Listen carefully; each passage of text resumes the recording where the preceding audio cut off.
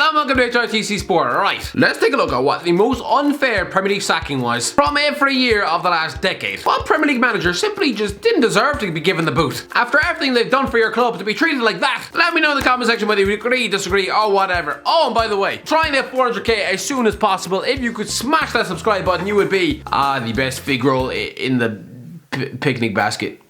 I don't know, I don't even eat fig rolls. 2010 Sam Allardyce. I was torn. I could have gone with Chris Hughton at Newcastle. It's nearly 10 years later and I still can't get my head around it. Clearly, me from 9 years ago was very confused too about the decision, not my sexuality. At what point in the season do you think, let's get rid of the guy who beat Sunderland 5-1 and get in Alan Pardew instead for the laugh? Teenage me raises a very good point. Hughton had taken a Newcastle side, plunged into crisis in 2009, back into the top flight, winning the championship, steadying the club back in the Premier League with a 6-0 home win over Villa, a victory at the Emirates, a 5-1 thumping of their derby rivals, and he gets rewarded with a P45 2 weeks before Christmas. Oh, you might think, oh, big deal, he just beat Sunderland. A team of hungover postmen could beat them. Yeah, lads, Newcastle haven't beaten them at home since. But I'm not even going to use that as an example. No, step forward, Sam Allardyce. Binned by the ambitious new Blackburn owners back in December 2010, who clearly thought they could do better than this one-dimensional lump of cheese. Well, news for you lads. This lump of cheese had pretty much saved your club. Just a few months earlier, Big Sam was tipping himself for a Champions League outfit, saying he was more suited for the likes of Inter Milan and Real Madrid. Allardyce, I promise you, if you had rocked up on a 3-year deal at the Bernabeu, Cristiano Ronaldo would most likely have shot himself in the face. But at Blackburn, he was perfect. Again, this man had rescued the club from near implosion under Paul Ince, steadied them in mid-table,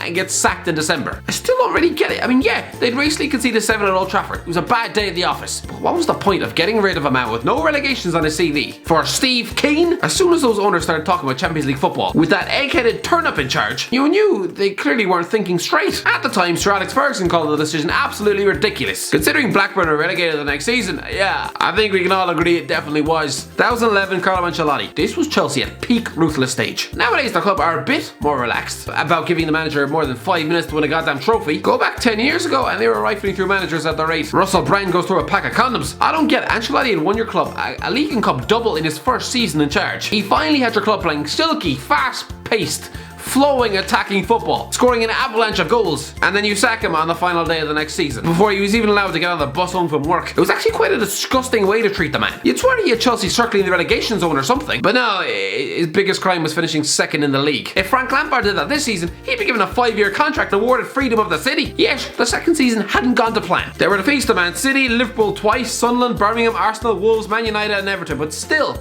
had the man not earned another season in charge? He was a 2-time Champions League winner at the time, and you're going to replace him with a lad you once employed to put out the cones in training. Lads. 2012 Harry Redknapp. This was just sad. 2012 was supposed to be the year Harry Redknapp was finally rewarded for a fine managerial career with getting his hands on the England job. Finally, this is what his entire career had been geared towards. With Fabio Capello gone, this was to be the proudest moment of Harry's life. Everyone was delighted for the man.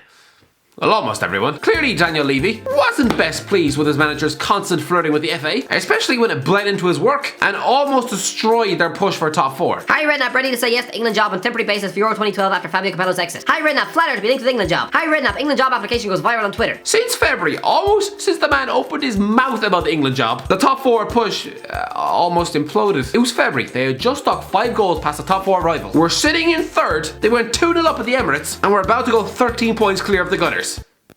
And then it all changed. They fell apart, they ended up losing that game 5-2 and won just 1 of the next 8 league games, losing to the likes of Norwich and QPR. By the end of the season, they just about limped over the line for 4th, although they ended up surrendering Champions League football courtesy of Chelsea's win in Munich. Yeah, okay, alright, feel a bit aggrieved that your manager found himself distracted for the last third of the season. Great.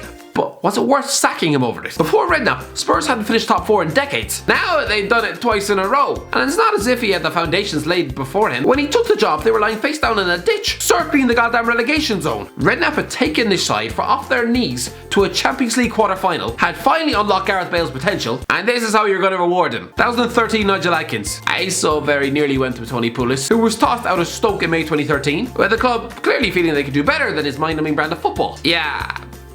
Look how that turned out, lads. But no, I'm going to go with Nigel Adkins, who was dismissed by Southampton in January 2013 and replaced with some Wolverine lookalike out the back arse of Spain, who nobody had ever heard of. Yeah, okay, alright, it turned out well for Southampton, but just because they got lucky with Pochettino doesn't mean Adkins' sacking wasn't any less unfair. This is a man who'd taken Saints from League One into the Premier League and wasn't even allowed to see out the season. They weren't even in the relegation zone. Their last game was a 1-0 win at Villa Park, and yet he was getting replaced in January by a man who couldn't even speak the bastard language. Yeah, alright, they got lucky with Poch, but I'm sorry. This one absolutely stank. It'd be the same as if Sheffield United got rid of Chris Wilder after Christmas. It would be enough to make your kidneys start lactating on the spot. 2014, Neil Warnock. To be honest, there weren't many undeserved sackings in 2014. I'm not sure, maybe Crystal Palace dumping Neil Warnock 2 days after Christmas. He'd only joined the club in August, just helping them out after they were stuck in a desperate situation once Tony Pulis stormed out on the eve of the season. I don't know, maybe it was the right decision, but I thought it was a bit harsh on Warnock, especially just 2 days after Christmas. I mean, come on. 2015, Nigel Pearson.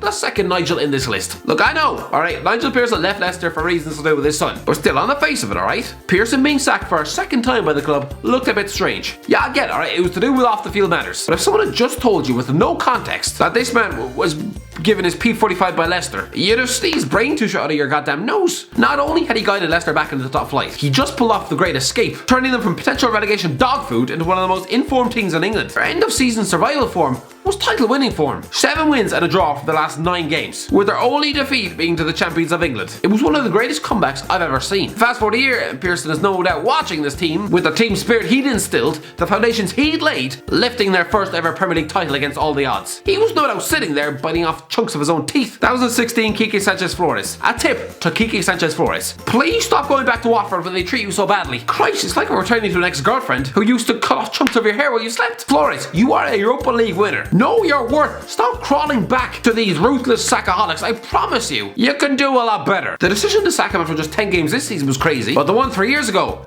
a borderline insane. Even Troy Deeney, the club captain, said at the time, "We never really flirted with relegation and our gaffer's been sacked. It's one of those crazy ones." I'm not sure, maybe Flores accidentally parked his car in the wrong spot. Maybe he forgot to laugh at one of the owner's bad jokes. I'm not sure what minor infraction or slight he might have caused those ruthless pozzos, because on the pitch, the man did the business. Flores was appointed in the summer 2015, taking charge of a newly promoted club, let's not forget, reached an FA Cup semi-final and got them 13th in the league. And he gets sacked for his efforts? What were the owners expecting of him? Win the league? Make your players sprout wings and fly? Grow a second head? What? 2017 Claude Puel. Oh, don't get me wrong, ask me a year or so ago, and Claude Ranieri would have definitely made this list. Sacking that man after that miracle at Leicester, just over 6 months later. On the face of it, that was a shocking decision. For Christ's sake, Leicester just qualified for the Champions League last 16. Leicester, and he was getting the boot in February, handing over the reins of power to Craig Shakespeare, a man who had been single-handedly keeping the KFC drive-thrus in business. But I'm going to say, I think it was the right choice. Ranieri is onto his 4th club since Leicester, being sacked at pretty much every one. Maybe that was just a season where everything came together, and as soon as the momentum wore off,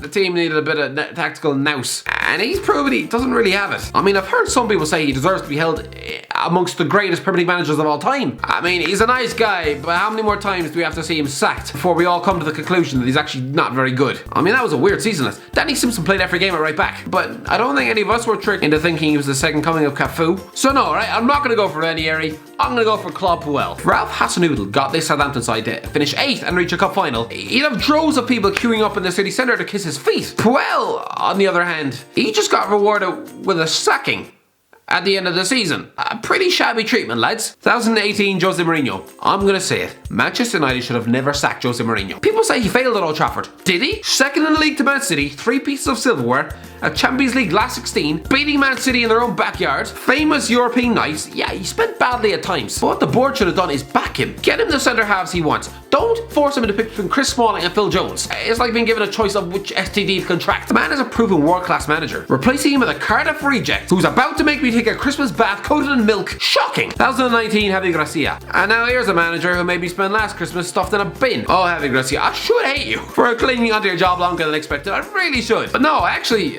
feel a bit sorry for him. Last season, when I predicted a sacking before Christmas, to his credit, he not only kept them up, but had them reach 50 points in the league. Being top half for much of it, they got to an FA Cup final. Yes, they embarrassed themselves once they got there, but still, the man was only given 4 games afterwards to save his job, being sacked in September. I don't know, lads, I just thought it was a bit harsh. Anyway, that's the end of the video. What do you think, lads? What do you think was the harshest sacking of the decade? What Premier League manager should have kept their job? Let me know. Also, try and hit 400k as soon as possible. So if you could subscribe, you would be the greatest person on the planet. Anyway, if you enjoyed the video, don't forget to leave a like, share, and subscribe. And as always, I'll talk to you in a while.